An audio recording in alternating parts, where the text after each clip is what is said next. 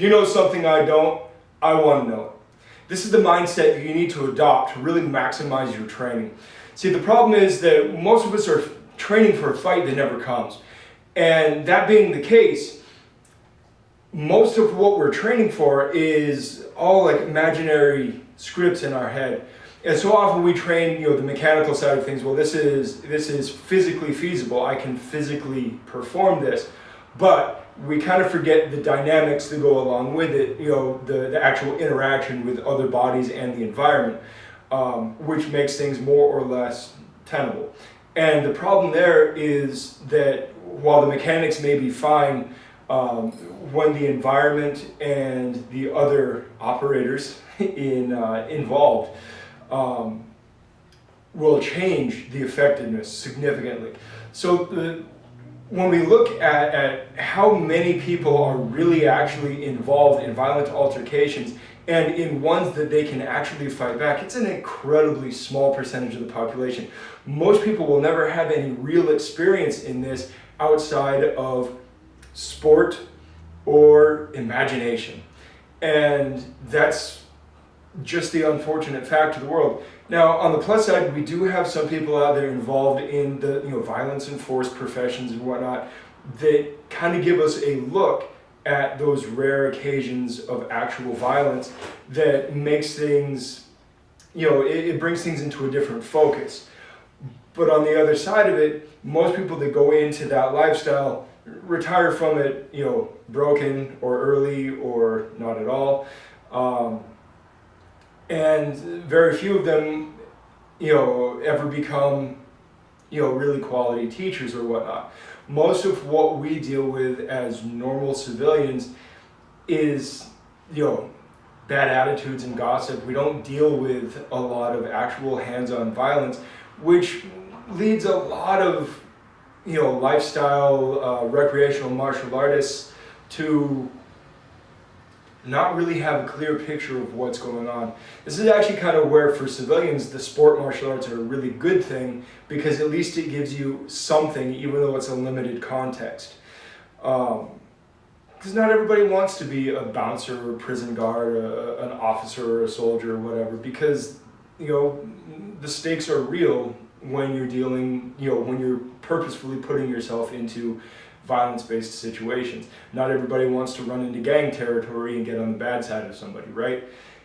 Most people don't want to risk their lives just to prove their training. They'll risk a little bit of health in a friendly sparring match or in a professional sport fight, whatever, but that's about as far as they're willing to go.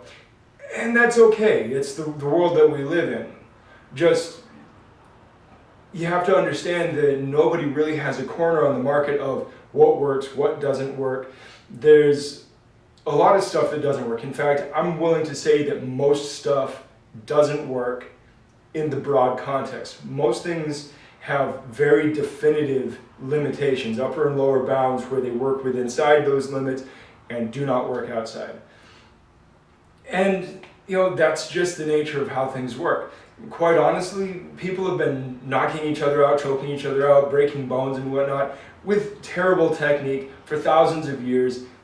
It's not that critical of a deal. All we're really looking for is that little bit of an edge that keeps us a little bit safer and makes our retaliation or our escape or whatever just a little bit more efficient or effective.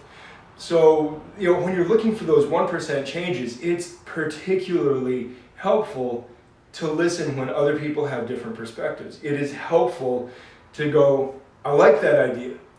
Does it matter that you study a Japanese style and this guy studies a Chinese style or a Thai style or a Brazilian style or whatever? It doesn't really matter that much, because we're all, the trite saying, we're all just a human with 2 arms, 2 legs, a body, and a head, right?